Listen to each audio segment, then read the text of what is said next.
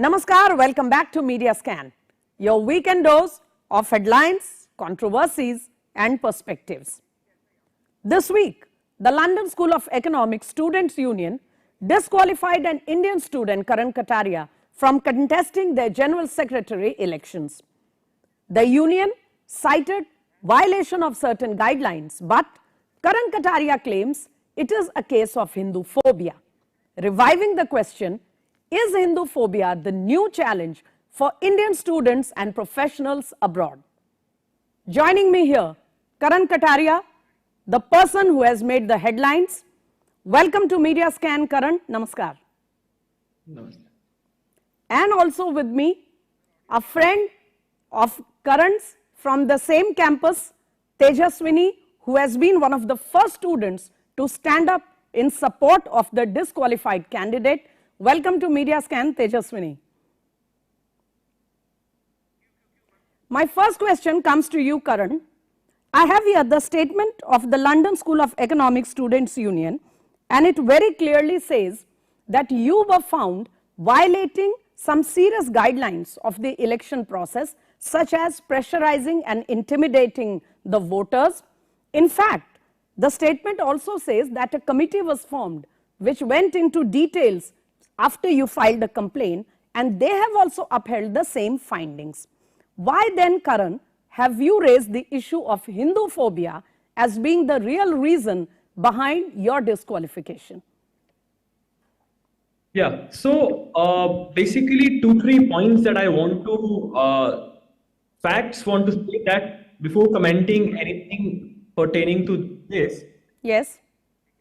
On 29th Wednesday, I received the ruling of the returning officer wherein I am disqualified. The reason cited was I was coercing 7 students.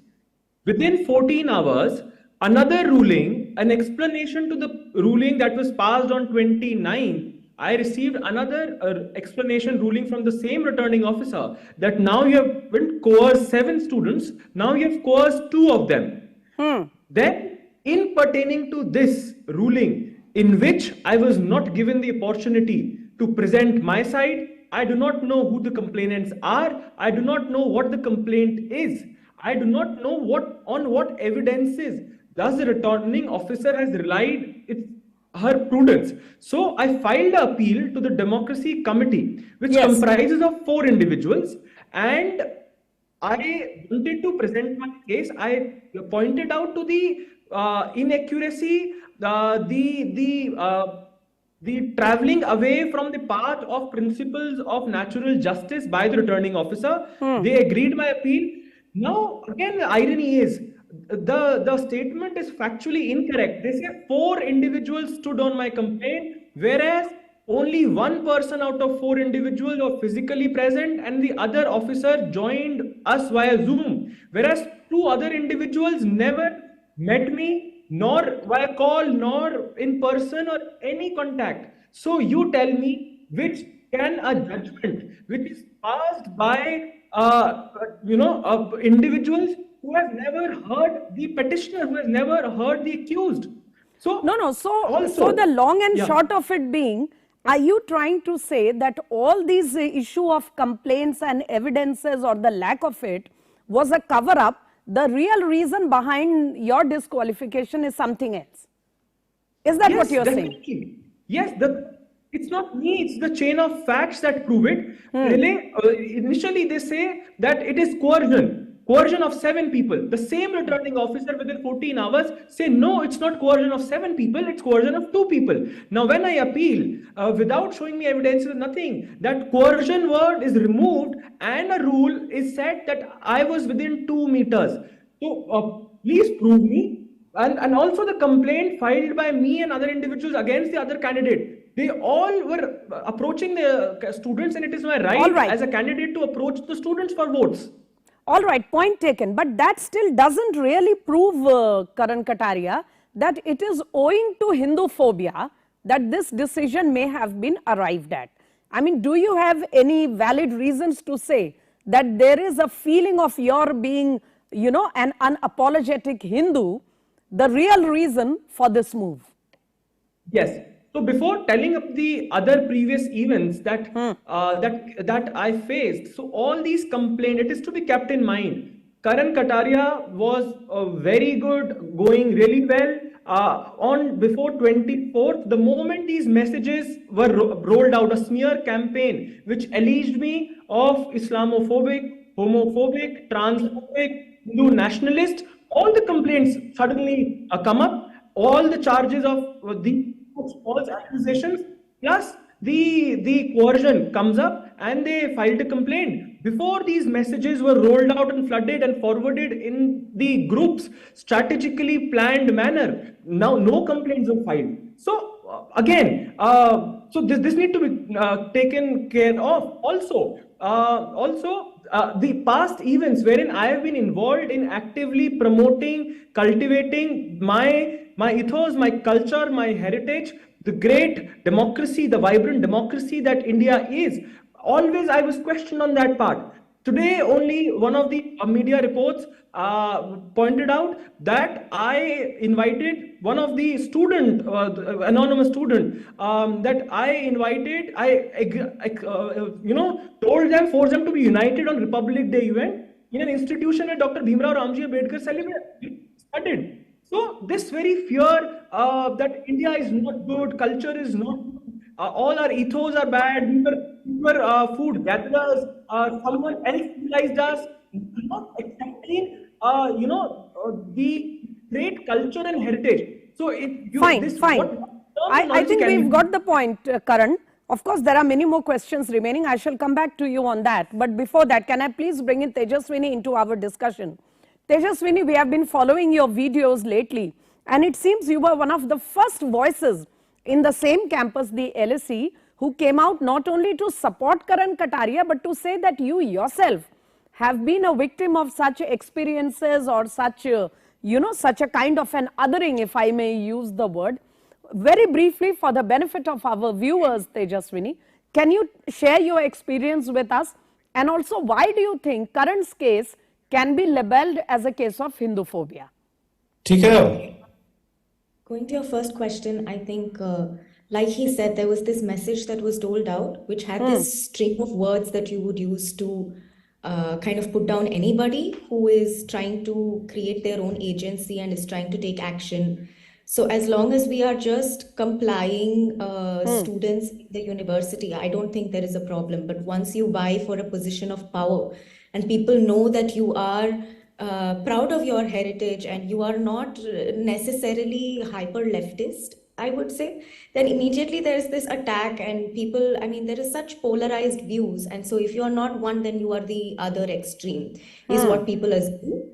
So when these messages were doled out, I think immediately it started with, you can hear the whispers, you can feel the stares.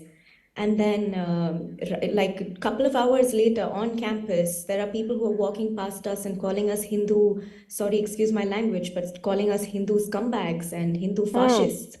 And these are not words that are thrown around. And I mean, some people take offense when we compare Hinduphobia or Hindu hate to anti-Semitism, but they they find no problem in comparing an individual to a Nazi. I mean, that to me is just ridiculous, the double standards of it. And coming to your second question, I mean, Yes. the experiences, I think, continued because classmates were approaching me, people who knew me were approaching me and kind of taunting me and saying, oh, this is the ideology you support. We voted for Karan because you campaigned for him. And it was just a very embarrassing situation where I had to defend myself against nothing.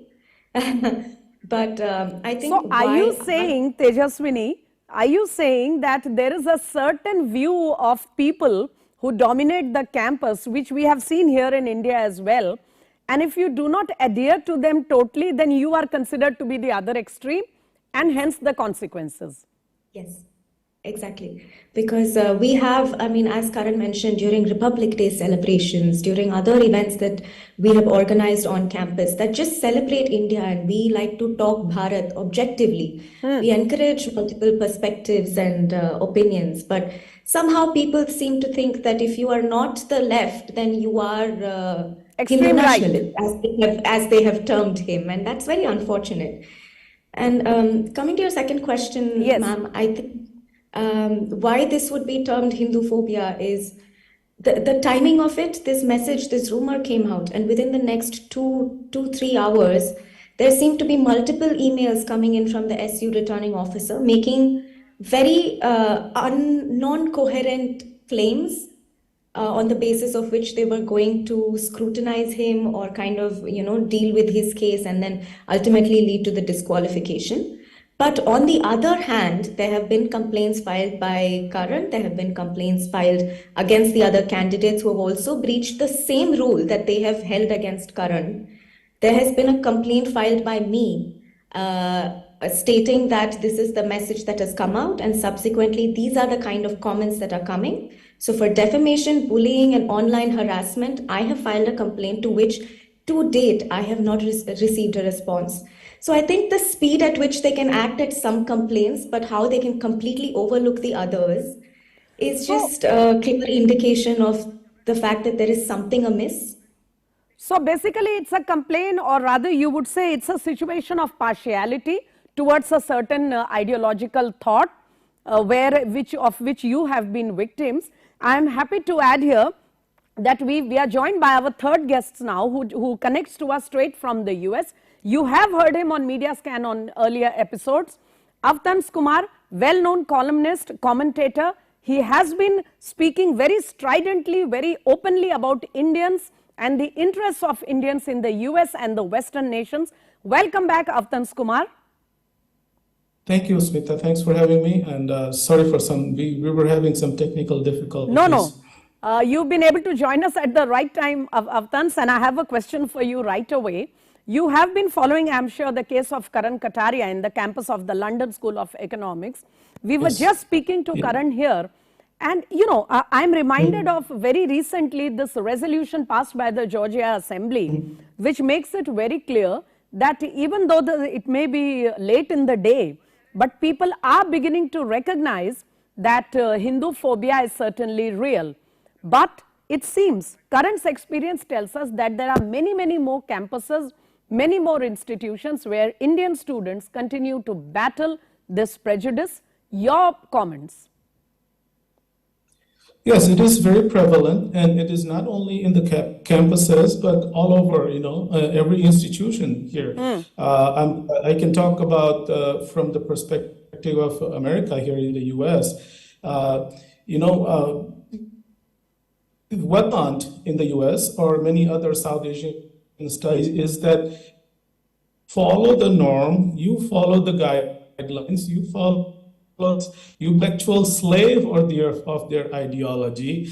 Only then you are allowed to speak. When we talk of intellectual freedom in the universe and all that, it is not given to Hindus. You have to be, let me use the term dimitude. You have to accept the dimitude of the intellectual left. No, Avtans Kumar, but isn't America this great land of the free where all alternate thoughts and views are welcome? Yes, it is. It has been traditionally, but I have to admit, in the last few years, it has gone really down. Look what happened in Stanford a couple of months ago when one of the professors, actually a judge, he was invited to speak, and they canceled him right there. And actually, it was one of their dean who encouraged people to speak against it. It's basically the division, we call it DEI here, Division of Equality and something like that. So on the campuses, it's very hard now. Even a radical left scholar like Noam Chomsky had to write a paper in Harper's magazine where he kind of called against the culture of cancel. So it is part of the now U.S. academia. It's very prevalent. And Understood. I'll come back to you, Avtans, to try to understand a little more about who exactly is pushing this cancel culture. But I want to come back to Karan first. Karan Kataria, very quickly, we have been getting reports on social media as well as the mainstream media that there is definitely a group of Indian students or Indian citizens, if I may say, who were behind this entire campaign against you. Even the names of persons like Mukulika Banerjee, etc., have been flashed in the media. So, do you also think that apart from the people who are there, the whites, if I may say, it is actually, it could be Indian politics or Indian, rivalries playing out in campuses abroad, particularly in your case? I mean, how true are these, news items?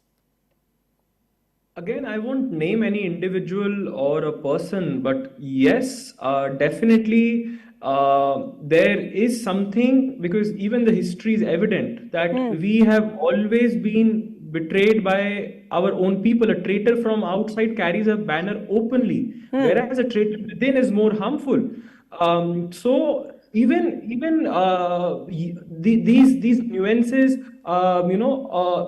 tend to happen from few individuals that want one narrative, unrelated to what names you took. But yes, there have been few instances. Even the WhatsApp group of LSC Indian students were flooded with different narratives. So it's just about fairness.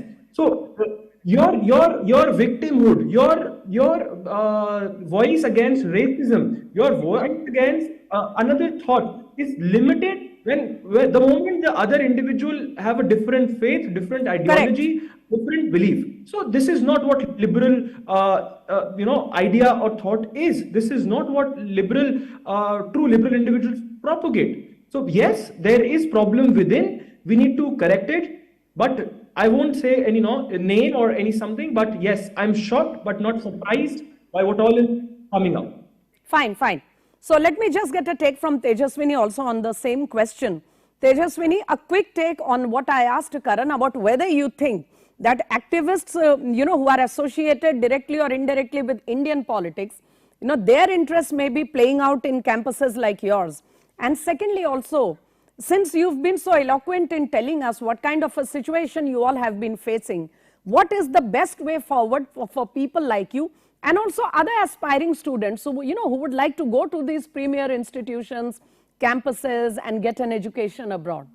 Thank you. I think I would not say I know the source of where these messages or these rumors came from, but I definitely know that it was pre-planned. It was not something that was just typed out and sent in a hurry. It was very planned. It was forwarded many times before it came onto these public groups. So ultimately, so it was a well-thought campaign, a structured campaign? It was definitely a well-thought campaign, because I think by the time it reached the public groups, nobody could identify the source of it. And I think a lot of these social media rumors and smear campaigns, that becomes ultimately all important, the source of the message, because otherwise it's just a rumor somebody circulated and nobody is held responsible. So, I mean, I definitely think it was planned. I don't know who by, but I also do know that on campus there have been people calling. I have heard people say that this group of people who talk Bharat are a cult, and that we are all Hindu nationalists. And so this narrative has been going around for quite a while now. It is not new. And so I'm not surprised that when Karan stood for elections, that some people wanted to see him fail. And so this was definitely a very pre-planned, very smartly planned smear campaign, I would say. But unfortunately, I don't have the resources to find out who the source of it is and where the ideologies come from. Got it, got it. Very quickly in one line, what do you think is the way forward for students like you and others? I think the first step would be to recognize that when the Hindu community complains of discrimination based on their ethnicity or religion, it has to be taken as seriously as when complaints are made by other communities and other races and other ethnicities. I think this brushing aside and saying, oh, you're making a big deal out of it, and not even looking into the complaints, that is the first step to failure, I think. So recognizing the problem. recognizing the problem and recognizing that it is real and we are not making this up. People are calling us names. People are distancing us and othering us, and it is xenophobic, and it is, well, if I may say, Hinduphobic. So Fine. I think Can I get a quick take from Avtans Kumar, because I've almost run short of time on the show. Avtans Kumar, these are students who are, who are trying to make a place for themselves in lands away from India. But you have not only been a prolific writer, but an activist working for Indians' interests in the US.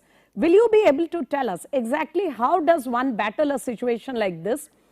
For example, the Georgia, Assembly resolution. Can we see more of such things in the coming days, or is it going to be disappointing? I'm an optimist person, so I would say things are getting better, because we are also getting better in fighting these kind of menaces that we have in our society, especially on campuses. Hindus are getting organized, especially in the US, and so far has been the case that most Indian Americans have put their eggs all in one basket. Now people are recognizing that we have to be more strategic and diversify, probably. So that's why you see Georgia is more or less a Republican state, and one of the representatives from Georgia had said some nice things about Indian immigrants and all that, and it is that state that's coming from. So hopefully we are able to recognize that we have to diversify. We have to do a lot of groundwork, and organizations like Hindu American Foundation, VHPA, and many other organizations are working on the ground, talking to our elected representatives and leaders, and we are working very hard on the ground. Okay, so in one sentence, Avtans Kumar, what is your message to people like Karan and Tejaswini and other youngsters who would like to, not go through the experiences that have happened of late? And first of all, I'm very sorry to hear about what you're going through. It's not easy when you're going to have education and in a foreign land. What you're going through is very unfortunate. So one of the first thing to do is to recognize what's happening against you, and you guys have been very eloquent about it and very in the forefront about talking about your problems. So once you recognize, then you have to find the solutions. And I know a lot of people, in the UK itself, there are a lot of people who are in organizations who are working on the ground. So be in touch with them, and never be afraid. We have survived not because we were afraid for more than 5,000 years. We have survived because we have fought on all levels, from British colonialism to Islamic invaders. Profound words from Avtans Kumar, and I'm sure that message will go down not only to Karan and people like Tejaswini, but many more like them who are not ready to get cowed down by these gimmicks, and they would like to stand up for their identity, their culture, their heritage. But on that note, I am afraid I shall have to wind up this conversation for this evening. Thank you very much, Avtans Kumar, for your perspective, for all those very wise words. And Karan Kataria and Tejaswini, I am very grateful for both of you to have connected to us despite your situation. Thank you very much, Tejaswini, and gentlemen. We shall come back to you in another episode. Okay. Thank you. So as Avtans Kumar was saying, and Tejaswini and Karan also highlighted, the first step remains to recognize, to understand that there is a problem, and the second is to band together so that nobody feels left alone, nobody feels that he or she is not being listened to. On that note, viewers, it's a wind up on Media Scan for this evening. Do connect to us next weekend. Till then, namaskar.